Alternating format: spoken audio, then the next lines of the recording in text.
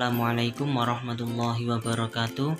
Kami dari kelompok 7 yang beranggotakan saya Islah Hakim Nur NIM 2010-110045 sebagai pemateri pertama. Yang kedua Siti Saniah Al-Musa NIM 2010-110050 sebagai pemateri kedua. Dan yang ketiga Ulil Absar NIM 2010-110062 sebagai pemateri ketiga. Di sini kami akan mempresentasikan tentang ijarah, wadiah, dan salam. Pertama, pengertian. Ijarah adalah salah satu bentuk transaksi muamalah yang banyak dilakukan manusia untuk memenuhi kebutuhan hidupnya. Di dalam pelaksanaan ijarah ini yang menjadi objek transaksi adalah manfaat yang terdapat pada sebuah zat. Ijarah sering disebut dengan upah atau imbalan. Ijarah yang sering kita kenal dengan persewaan sangat sering membantu kehidupan karena dengan adanya ijarah ini, seseorang yang terkadang belum bisa membeli benda untuk kebutuhan hidupnya, maka bisa diperbolehkan dengan cara menyewa. Selanjutnya, wadiah adalah prinsip simpanan murni dari pihak yang menyimpan atau menitipkan kepada pihak yang menerima titipan untuk dimanfaatkan atau tidak dimanfaatkan sesuai dengan ketentuan. Titipan harus dijaga dan dipelihara oleh pihak yang menerima titipan, dan titipan ini dapat diambil sewaktu-waktu pada saat dibutuhkan oleh pihak yang menitipkannya. Selanjutnya yaitu salam adalah jual beli yang pembayarannya di muka dan penyerahan barang di kemudian hari dengan harga spesifikasi, jumlah, kualitas, tanggal, dan tempat penyerahan yang jelas serta disepakati sebelumnya dalam perjanjian. Salam termasuk salah satu jual beli yang khusus, maka hadis Nabi dan ijma ulama banyak menjelaskan, dan tentunya Al-Quran yang membicarakan secara global sudah mencakup atas diperbolehkannya jual beli akad salam. Lalu yang kedua, landasan hukum. Pertama, ijarah. A. Al-Quran. Dalil tentang kebolehan transaksi ijarah dapat dipahami dari nas Al-Quran, di antara Quran surat At-Tolak ayat 6 yang artinya, kemudian jika mereka menyusukan anak-anakmu untukmu, maka berikanlah kepada mereka upahnya. Yang menjadi dalil dari ayat tersebut adalah ungkapan berikanlah mereka upahnya. Ungkapan tersebut menunjukkan adanya jasa yang diberikan sehingga berkewajiban membayar upah atau fee secara patut. Dalam hal ini termasuk di dalamnya jasa penyewaan atau leasing. Upah dalam ayat ini disebutkan dalam bentuk umum, mencakup semua jenis sewa, menyewa, atau ijarah. Yang B. Al-Hadis. Hadis riwayat Bukhari menunjukkan bahwa sewa menyewa atau ijarah hukumnya boleh. Hal itu dipahami dari hadis fi'liyah Nabi SAW yang menyewa dan memberikan upahnya kepada penunjuk jalan yang memandu perjalanan beliau bersama Abu Bakar radhiyallahu anhu. Sebab Nabi Muhammad SAW merupakan suri tauladan yang baik untuk diikuti. Perkenalkan, nama saya Siti Saniah Al-Musa. Saya akan melanjutkan pembahasan berikut, yaitu landasan hukum al-wadiah dari Al-Quran dalam firman Allah Subhanahu wa Ta'ala, Quran surat An-Nisa ayat 58, yang artinya, sesungguhnya Allah menyuruh kamu menyampaikan amanat kepada yang berhak menerimanya, dan menyuruh kamu apabila menetapkan hukum di antara manusia supaya kamu menetapkan dengan adil. Sesungguhnya Allah memberi pengajaran yang sebaik-baiknya kepadamu. Sesungguhnya Allah adalah Maha mendengar lagi Maha melihat. Yang kedua dari Al-Hadis dan Al-Ijma. Dari hadis riwayat Abu Daud dan Al-Tirmidzi, artinya, serahkanlah amanat kepada orang yang mempercayai Anda, dan janganlah Anda mengkhianati orang yang mengkhianati Anda.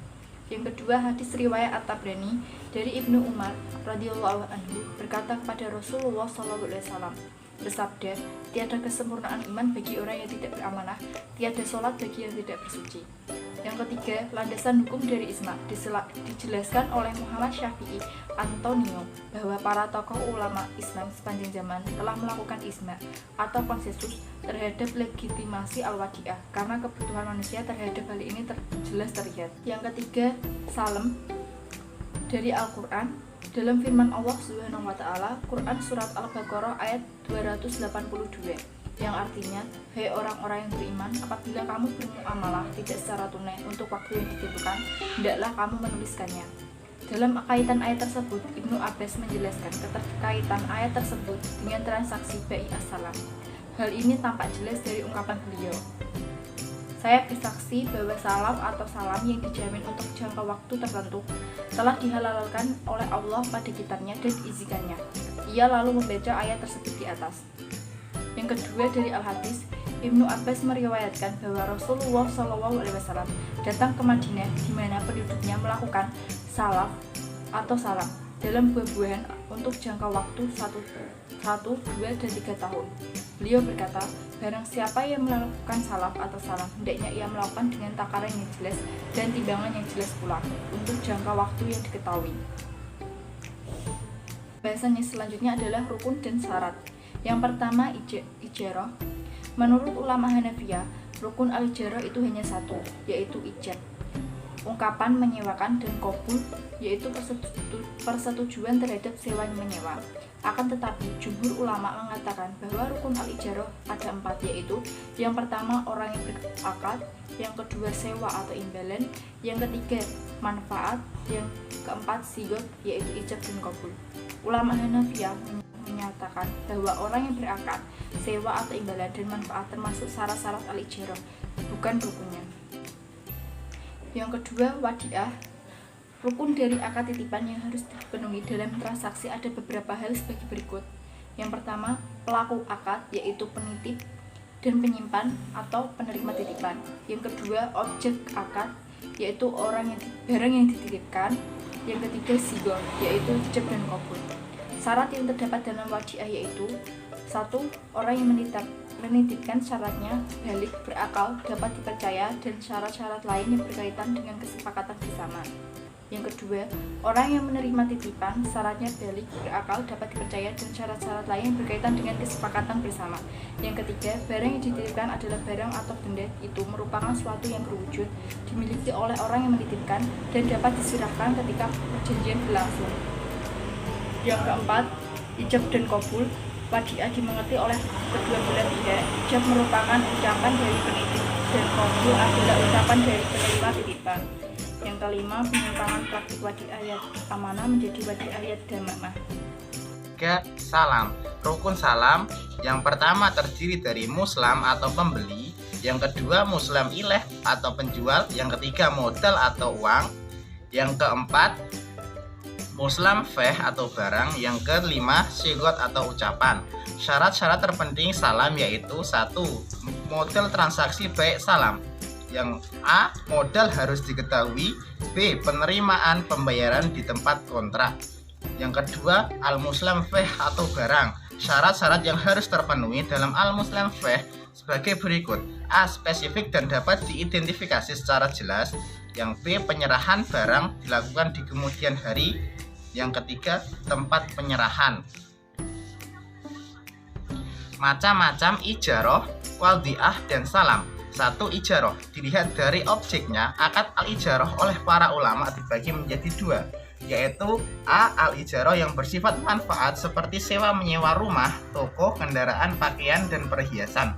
Apabila manfaat itu merupakan manfaat yang diperbolehkan syara untuk dipergunakan, maka para ulama fikih sepakat menyatakan boleh dijadikan objek sewa menyewa. Yang B. Al-ijarah yang bersifat pekerjaan ialah dengan cara memperkerjakan seseorang untuk melakukan suatu pekerjaan. Al-ijarah seperti ini menurut para ulama fikih hukumnya boleh apabila jenis pekerjaan itu jelas. Yang kedua, wadi'ah. Wadi'ah dibagi menjadi 2, yaitu yang pertama al-wadi'ah yad al-amanah, yaitu titipan barang atau harta yang dititipkan oleh pihak pertama atau penitip kepada pihak lain atau bank untuk memelihara atau disimpan barang atau uang tanpa mengelola barang atau harta tersebut dan pihak lain atau bank tidak dibebankan terhadap kerusakan atau kehilangan pada barang atau harta titipan selama hal tersebut. Aplikasinya di perbankan yaitu Safe Deposit Box. Yang kedua, Wadiah Yad Al-Domanah, yaitu titipan barang atau harta yang dititipkan oleh pihak pertama atau nasabah kepada pihak lain atau bank untuk memelihara barang atau harta tersebut, dan pihak lain atau bank dapat memanfaatkan dengan seizin pemiliknya dan menjamin untuk mengembalikan titipan tersebut secara utuh setiap saat si pemilik menghendaki. Yang ketiga, salam. Ada dua jenis dari akad salam. Yang pertama, salam dapat didefinisikan sebagai transaksi atau akad jual beli di mana barang yang diperjualbelikan belum ada ketika transaksi dilakukan dan pembeli melakukan pembayaran di muka, sedangkan penyerahan barang baru dilakukan di kemudian hari. Yang kedua, salam paralel. Salam paralel artinya melaksanakan dua transaksi salam, yaitu antara pemesanan pembeli dan penjual serta antara penjual dengan pemasok supplier atau pihak ketiga lainnya. Melaksanakan transaksi PS salam antara bank dan nasabah dan antara bank dan supplier atau pihak ketiga lainnya secara simultan.